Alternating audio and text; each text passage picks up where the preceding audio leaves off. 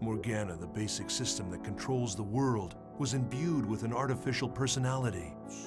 Her creator, Harold, had bestowed upon her the role of mother to the ultimate AI, Aura, but she rejected it. Instead, in order to preserve herself, she chose to imprison Harold within the network. And immediately after Aura was born, Morgana decided to delete her. When they learned this, Kite and his friends set out for their final challenge, to resurrect Aura. Oh, it's you. The barriers have been lifted, they're all gone! We can go back and forth freely now! Isn't that wonderful? Tell me, do you happen to know where Elk is? I don't remember. My memory these days is fuzzy. So, who are you?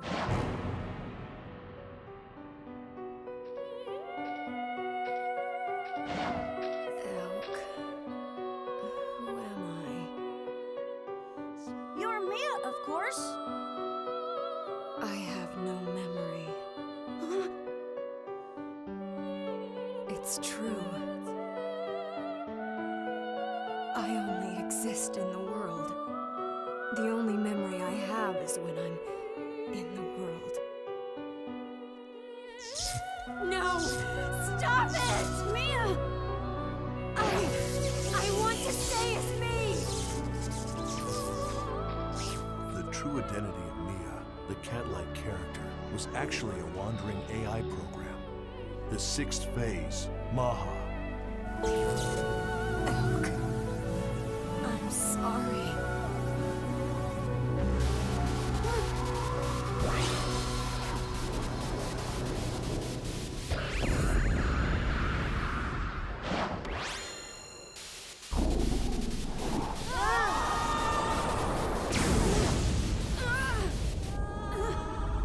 It's unclear why the sixth phase was the only one to take the form of an NPC. This was yet another important sample case for Project GU to consider. Was it possible to establish a character with the Morgana factor and put the powers of the 8 phases of the Epitaph under a player's control? Mahal, the sixth phase, was destroyed, thus causing Mia to be erased as well. Elk, the Wave Master, had lost an irreplaceable companion. He mourned her deeply.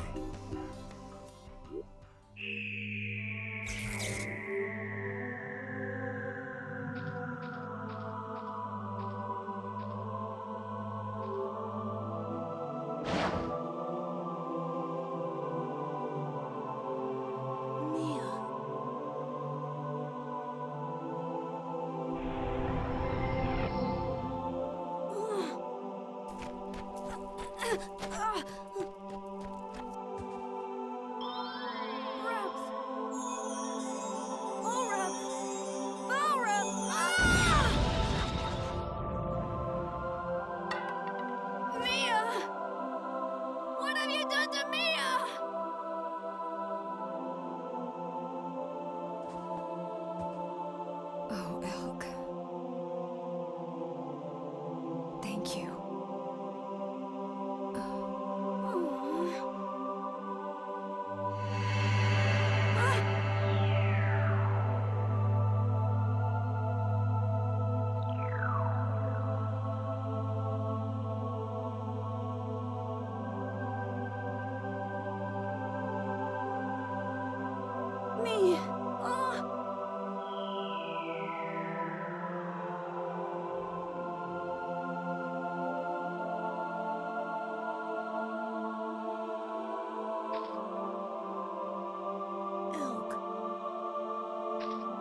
Just leave me alone!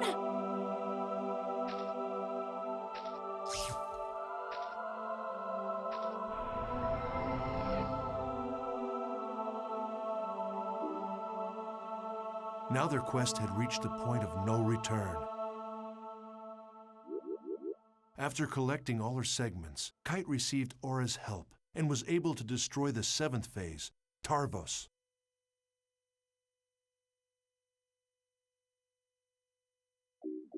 In order to cover up the unfortunate fact that several gamers had collapsed into a coma while playing the world, CC Corp planned to destroy their servers.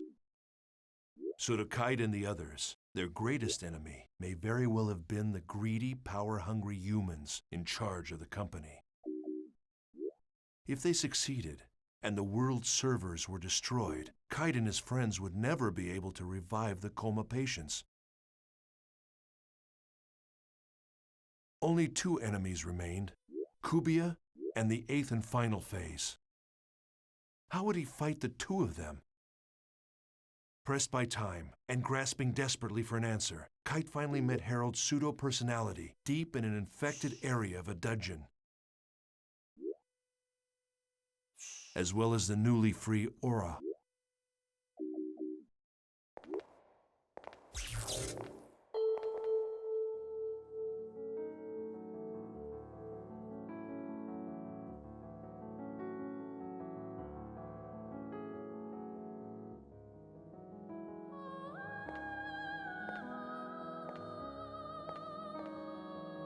Who goes there? Who are you?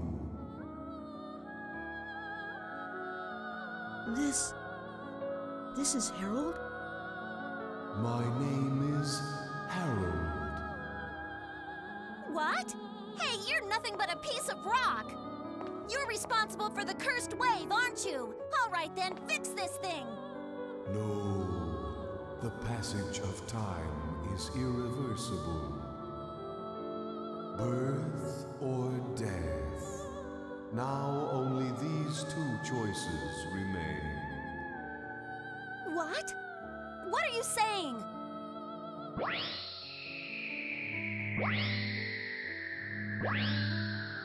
Aura! Aura, the child of light. Emma's daughter. My daughter. Just a little more. It's no use. This guy is totally gone. Aura, I have something I want to ask you. You said that I shouldn't fight Kubia, but why? Kubia is the shadow. When there is light burning in the darkness, a shadow is born. When the bracelet appeared in this world, Kubia was born as well. The bracelet and Kubia are the opposite sides of the same coin. Therefore, if you defeat Kubia, the bracelet will be destroyed. Kubia must have already known that, and that's why it kept running away. Kubia will no longer run away. Because I have finally been released. What do you mean? Massive data believed to be the wave is heading in your direction. That's the last one! Destroy it! Traveler, take this to heart. It is darkest before the dawn.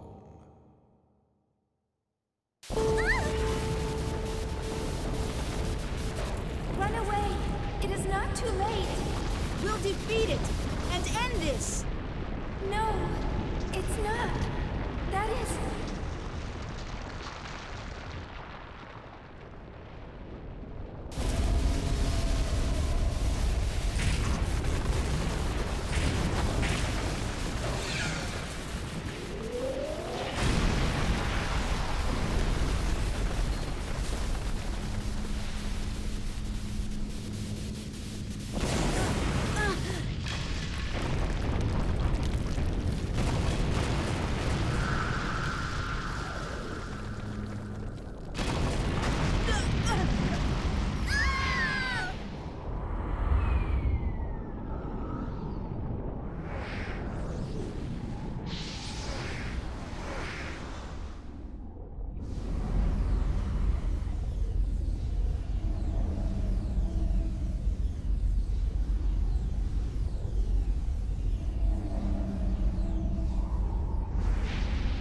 Kubia.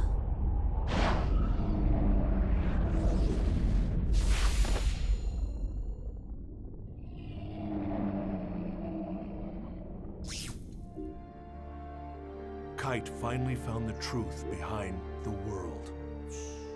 Aura was the child Harold had dreamt of having with Emma Wieland. The bracelet and Kubia were two sides of the same entity, and Kubia was the anti-existence of the bracelet. To defeat Kubia, Kite would have to abandon the bracelet.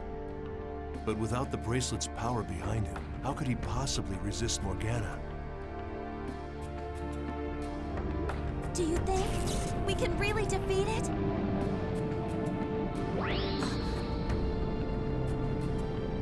Black Rose, strike my bracelet. You want me to do what? Hey, what the hell are you saying? If they're two sides of the same coin, then this would settle it. But the bracelet, it's... Forget about the bracelet. We're in danger. If you can't do it, Oh, all right, fine, I'll do it. I'll do it, so shut up. Ah!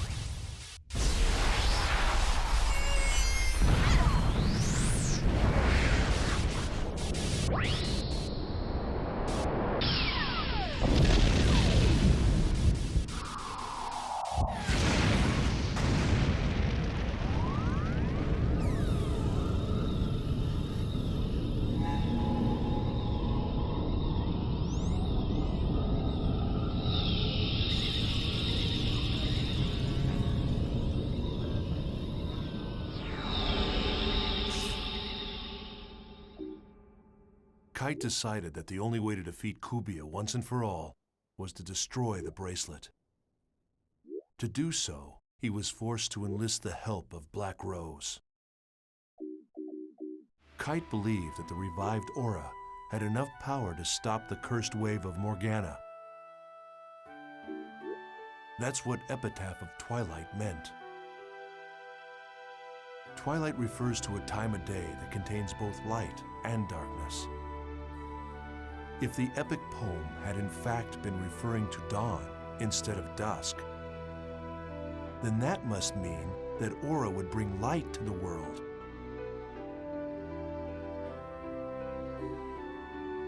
Along with Aura and his other companions, Kite faced off against the 8th phase, Corbenic. Joining them were Kazu and Sieg, who had regained consciousness with the resurrection of Aura, as well as Kite's close friend, Orca.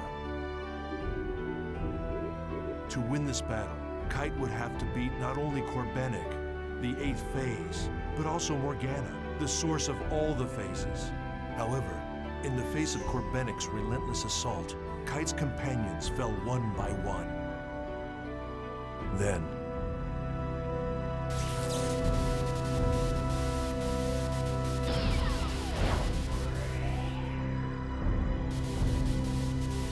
I won't.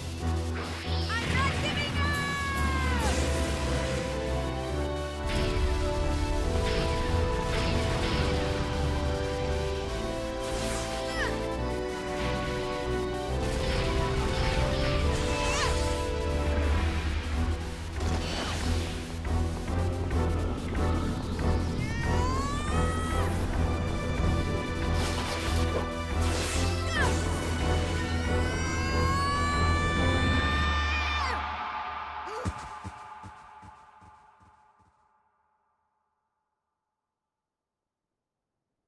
Aura? the brutal fight came to an end in an unexpected way.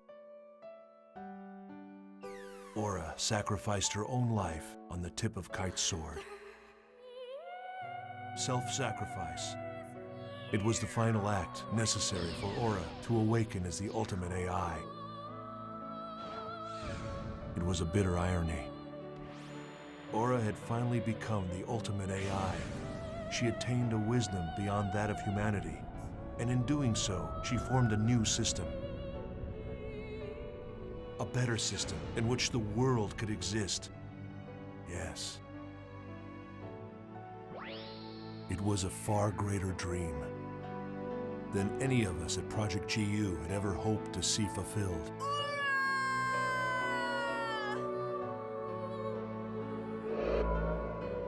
Genesis of Ultima.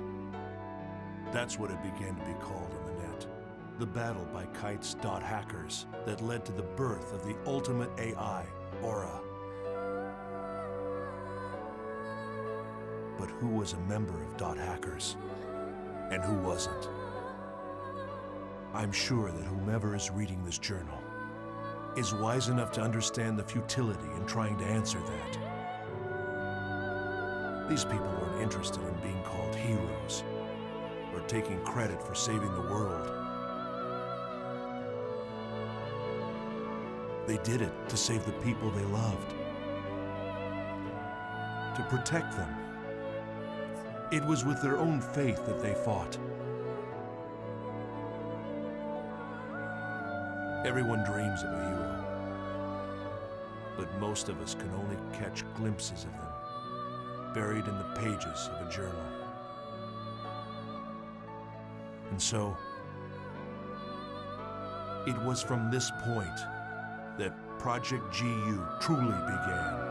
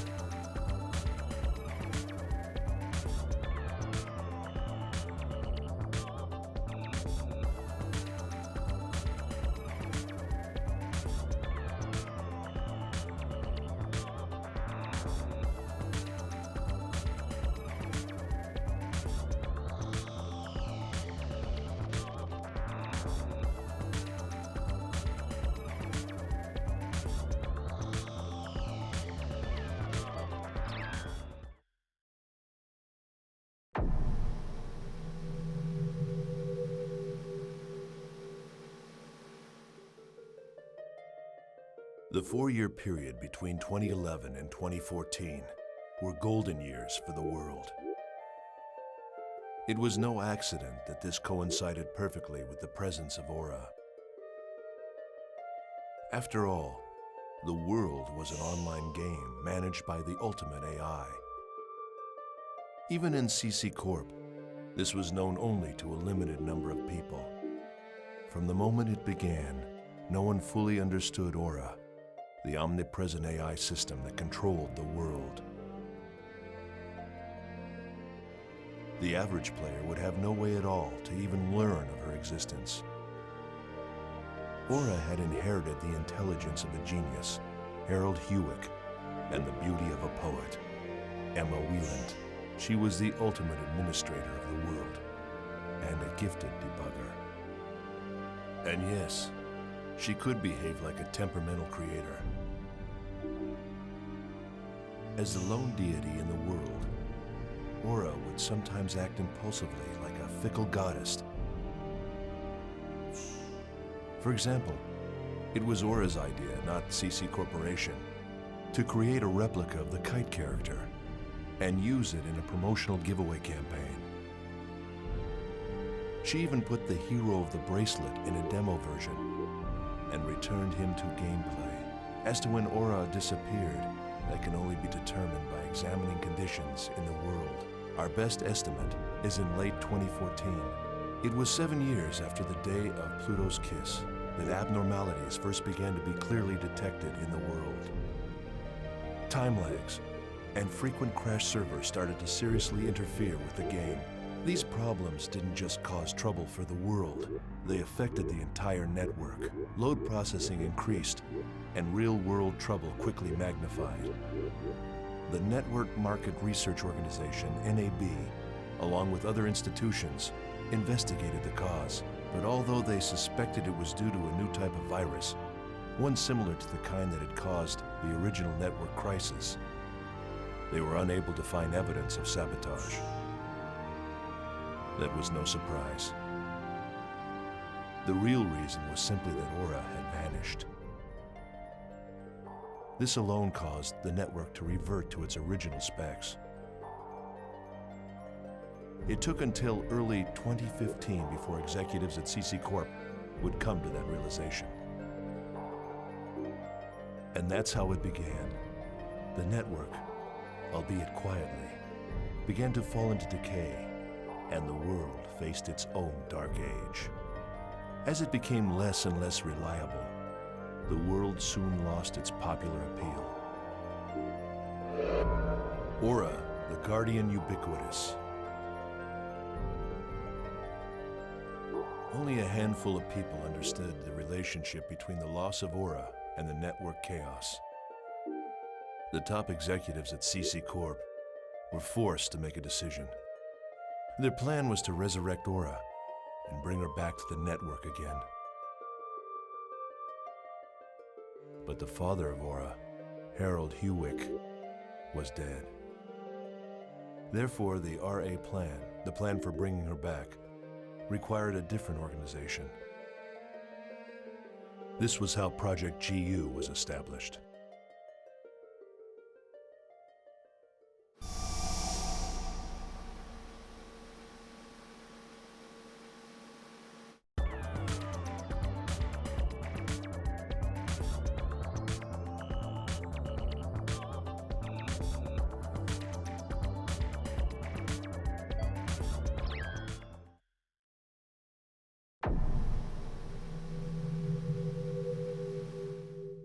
The loss of the ultimate AI, Aura, was the second major network crisis.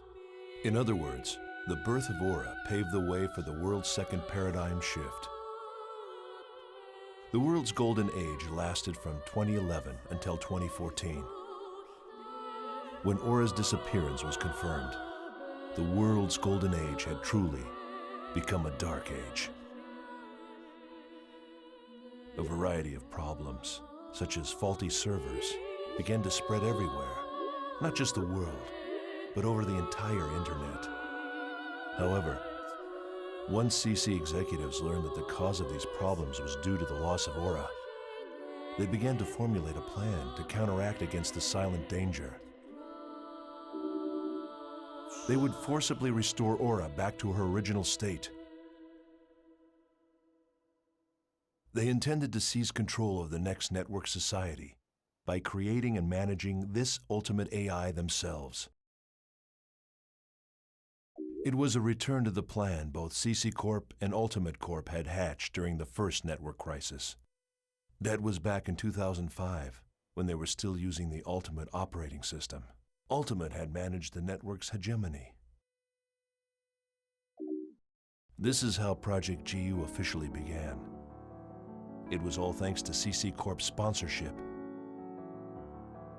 The budget was limitless. A special team was put together. First-class engineers, AI programmers, and other technical experts. I myself was also a major part of this project. I was brought on to represent CC Corporation and ensure their goals were met.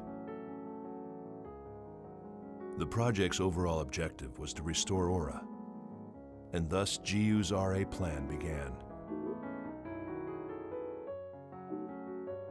The RA plan. We were to salvage the 8 broken pieces of the Morgana Factor, which had sunk into a sea of data after being destroyed by Kite's bracelet during the 2010 Morgana incident. It was thought that by sealing each piece of Morgana Factor separately into character data, players could then take control of them, one at a time. There were precedents for this kind of strategy. The mind of a player known as Sora had attached itself to Skaith. And there was Maha, whose mind was thought to have adhered itself to the wandering cat-like AI, Mia. Of the people involved in Project GU, there was one man on the team who was absolutely invaluable. Jotaro Amagi, an elite mind who came to CC Corp at age 19 after working intelligence for the Ministry of Economy. For his age, he was truly a genius.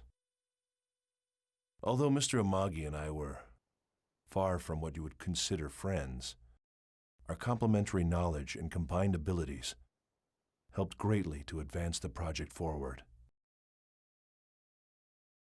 We were the two essential wheels that kept GU rolling. Our age difference didn't matter, yet we would frequently clash in fevered arguments. For some reason, a strange mixture of feelings, respect, envy, and scorn, had begun to grow in my heart. Even so, Amagi and myself scoured the network, finally managing to find a single piece of the Morgana factor. It was Magus, the factor for propagation. After a great deal of trial and error, the team finally succeeded in attaching the Morgana factor to a character in the world. This completed prototype became known as an Epitaph user, so named for Morgana's 8 phases of the Epitaph. The one we completed first was called the Epitaph User of Propagation. However, no one involved in the project, not even myself or Amagi, could use one of these characters.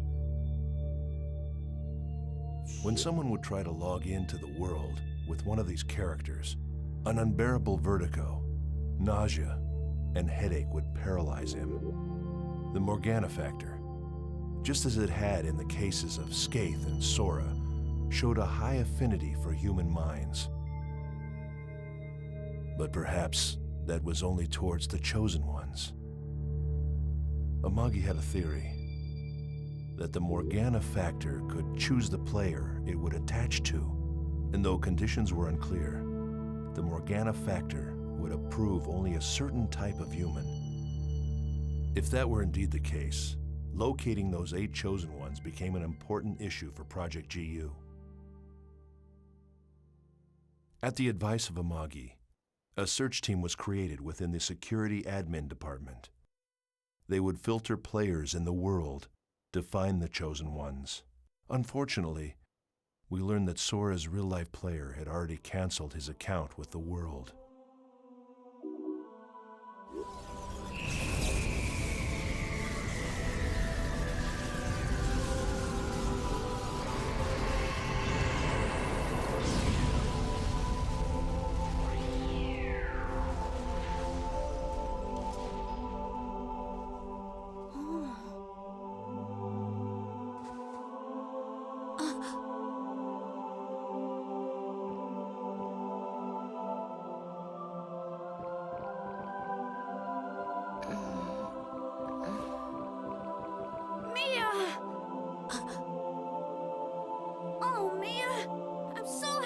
You came back! Hi, Elk.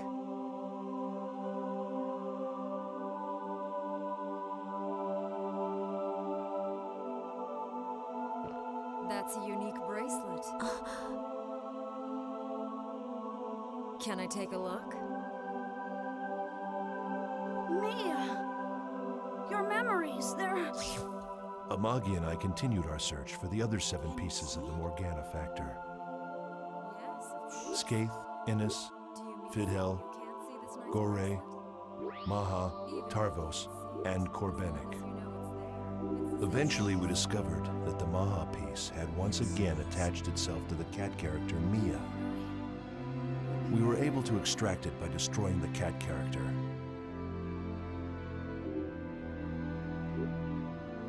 We continued to produce Epitaph users one at a time, and eventually we had completed all 8 of them we had to do next was allow the Chosen Ones to control these Epitaph users. Then have them use the power of Morgana's 8 phases to activate the program Amagi had created. This RA program would restore Aura. Gateway to Utopia. We at Project GU had come so close. We had almost arrived at our utopia.